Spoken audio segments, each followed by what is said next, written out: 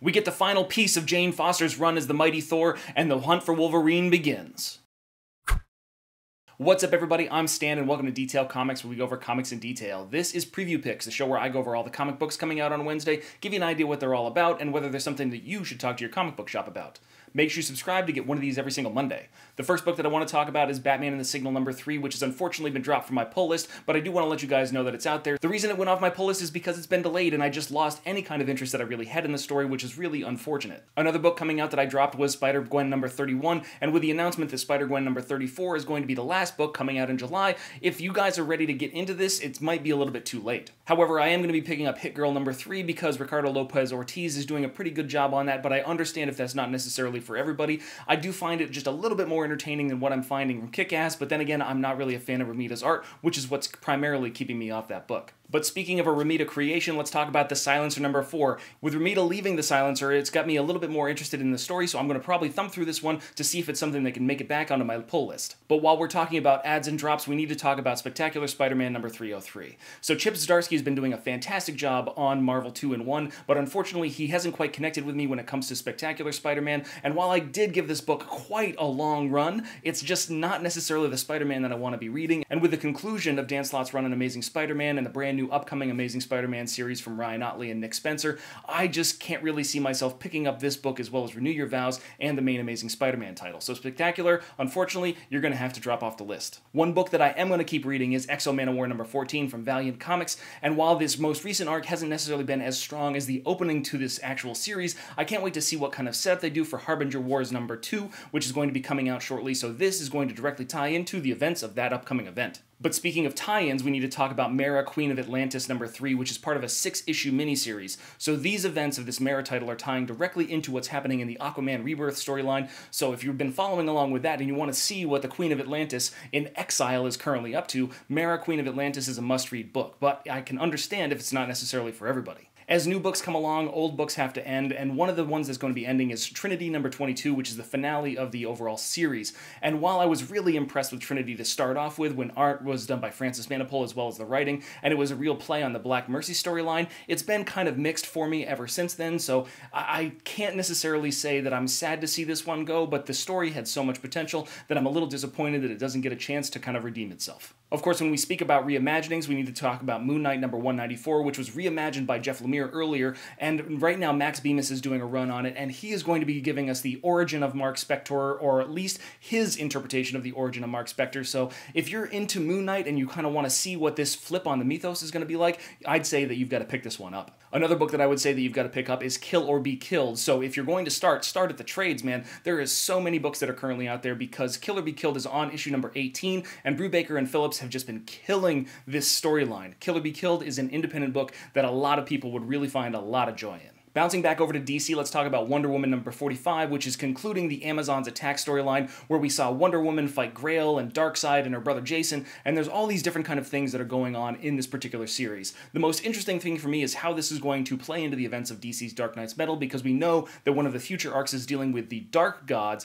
not necessarily the standard gods that we're used to inside the DC universe. So is this going to give us any kind of inclinations as to what's going to be happening in that storyline? I don't necessarily know, but it's going to conclude one way or the other, and it's going to get us a fresh start on Wonder Woman. Speaking of fresh starts, as we get closer to Marvel Fresh Start, Despicable Deadpool hits issue #299 before we get to the capstone of Jerry Dugan's run at issue #300. And while this Marvel Universe attempts to kill Deadpool storyline continues on, there's been actually some really tugging at the heartstrings kind of moments inside this series, and it makes me want to go back and read Deadpool, which is exactly what a comic book should do. I'm excited to see what Dugan puts into the end of this, and I've seen some smatterings of just the kind of emotional reaction people are having to Despicable Deadpool #300, so the setup, $2.99, is a book that I'm probably going to have to buy. Hopping back over to DC, let's talk about Hal Jordan the Green Lantern Corps #43, which is going to be continuing on the Dark Star story arc, where we actually see a former Green Lantern absorb the armor and then become this kind of like remorseless killing machine for justice inside the universe. I'm excited to see where this one goes and how it ties into the greater DC Dark Knight's Metal revised universe at this point in time, as well as the rumors of the revised Green Lantern book that is going to be coming out, possibly written by Grant Morrison. I'm not necessarily sure about that one, but DC reboots seem to be on the tongue of a lot of people that are talking about comics. Making our way back over to Marvel, let's talk about Doctor Strange number 389, which is going to be continuing on with the Damnation storyline, and we also get Damnation number 4. So this is Donny Cates kind of putting his final crescendo onto the Doctor Strange storyline before we get the reboot from Marvel Fresh Start, courtesy of Mark Waid. So I haven't really been enjoying Damnation nearly as much as I probably should have been. I really like the outlandish stuff that Donny Cates did with Doctor Strange in his first part of the story arc, but once we started taking Mephisto into Las Vegas and everything that's really kind of going along with there's been a few moments that have really hit me the wrong way when it came to the storyline, which caused me to lose a lot of interest. But if you guys are really enjoying it, this is going to be kind of the wrap-up piece for the Damnation storyline. Speaking of wrap-up pieces, let's talk about Flash number 45, which is going to be the conclusion of the Perfect Storm story arc. It's the kind of wind down before we get the build-up to Flash Wars, which is going to be getting the prelude in issue number 46 and the first part of Flash Wars in number 47. So these are things that, well, you don't necessarily need to pick up 45, but if you want to find the conclusion to the Storm arc that just really happened, and you want to get an idea of how it leads into the Flash Wars, this could really be an interesting one, especially with Wally West's identity being revealed to Iris. On the topic of concluding storylines, let's talk about All New Wolverine number 34, where we get part 2 of the Old Woman Laura storyline. Gabby's become Wolverine, and Laura and Gabby team up to kind of go take over Latveria and then depose Doom, who is the last bastion of chaos and basically non-peaceful entities inside the Marvel Universe at this point in time. We did get a couple surprises in the last issue, and if it's something you've been enjoying as far as Wolverine's concerned, this is going to be more of the same. Another concluding storyline is going to be in Titans Annual number 2, which is the Titans Apart story arc, which is going to break into the No Justice storyline, and then the brand new Titans team, which is going to launch sometime in July, I think, or August, or maybe. There's a lot of fuzziness that really goes on with DC's timelines regarding these things, but we're going to get a brand new Titans team, so this might be the last time you see this one together. Also on the topic of annuals, let's talk about Thanos Annual number 1. So with Thanos Annual, we're actually going to get the Cosmic Ghost Rider recounting a lot of historical things, a lot of the achievements of Thanos inside the Marvel Universe in between when he was pulled forward into time and when he became King Thanos and then finally faced off against Silver Surfer. So if you want to check out what happened in the Thanos Wins story arc, I've got a couple videos that are going to be like up there somewhere, but the big thing is that this is going to kind of give you a little bit more fill-in of those fantastical pieces of storyline that we missed out because we just jumped straight into the future. Speaking of jumping straight into the future, let's talk about Doom Patrol number 11. So this book has been hampered by storylines, which is a goddamn shame simply because this is the book out of Young Animal that has had the most potential and the one that I have enjoyed the most. I think that it's just a fantastic piece of work. Nick Darrington does a great job with the art, and then Gerard Way has been doing a really cool job of storytelling. However, they just don't put it out often enough. It's been delayed for months and months and months and months and months, and until we got the Doom Patrol Justice League crossover, Milk Wars, we just didn't really have any content for it. So while I am really excited for 11, I feel like nobody else is, simply because, well, it hasn't been coming out, so nobody really cares. That's an unfortunate byproduct of delays. One book that we don't have to wait for, though, is Exiles number 2, which is going to bring in Valkyrie. So she is going to be making her debut in this one, some sort of alternate universe Valkyrie, because this is the second part of the Getting the Team Together episode for the Exiles, before we dive into the real story.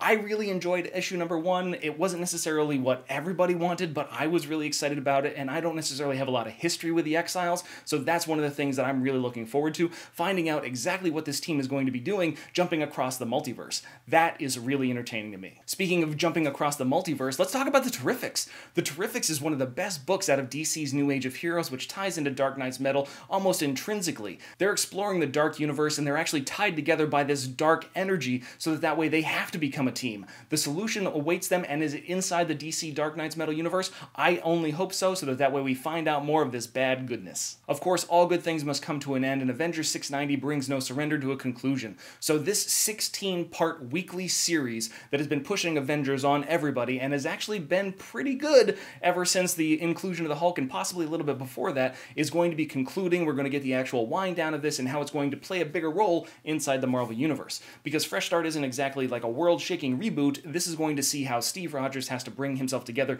with Tony Stark again, as well as the brand new Thor with his brand new hammer, in order to form the brand new Avengers team. So whatever happens in 690 is going to have, hopefully, an impact on the upcoming storylines. That's all we can really hope for. Of course, there is a story that has an impact on pretty much everything, and that is Detective Comics 979, and this is telling the story of the Batman team. So the Batman Eternal story arc has seen Ulysses actually take on the position of the general, I guess, and operate Operation OMAC, One Man Army Corps, which is trying to take over Tim Drake's Red Robin. This is going to be the exciting finale. We're talking about 979, 980, 981. Those are going to be the books that you really need to pay attention to if you've been following along with James Tynion's run, and that is going to be his whole encapsulation of Detective Comics over the last 2 years. I'm really a big fan of this, and I can't wait to see where they go over these next 3 issues. And the time has finally come to say goodbye to Jane Foster in Mighty Thor number 706. So what happens to Asgardians when they fall in glorious battle? They are welcomed into Valhalla. And who is doing the welcoming? Well, it looks like it might be Odin. So this gives Jason Aaron an opportunity to explore everything that's happened with Jane Foster's Thor over the course of this series and see exactly how everybody reacts. So there's been a lot of contention between Odin and Jane Foster and what she's really done. A lot of people inside the comic book industry have a lot to say about this whole storyline. So Mighty Thor 706 is going to be the nail in that coffin, literally, which is kind of dark, but it's going to be the last time, or at least until the next time, the last time that you have to see Jane Foster dealing with the Mighty Thor before we get the brand new one coming out in about a month or 2. Now on to new number 1s. We've got Mighty Morphin Power Rangers Annual number 1, which continues the Shattered Grid storyline. So I'm going to be picking up all this stuff. I'm going to probably go through everything just to make sure that I'm kind of caught up on this. Power Rangers wasn't really my thing. I was much more of an X-Men cartoon, Spider-Man cartoon kind of storytelling person. But Power Rangers does have a special place in the history of pop culture, so I am more than happy to dive in and see exactly what Shattered Grid has to offer.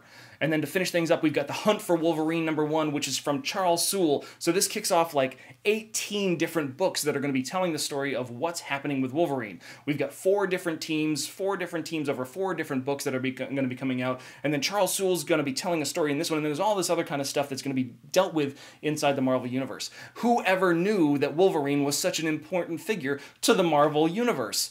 I don't know, everybody at Marvel Studios, the people over at Fox that made Logan, all kinds of people know that Wolverine is a big deal, fan favorite.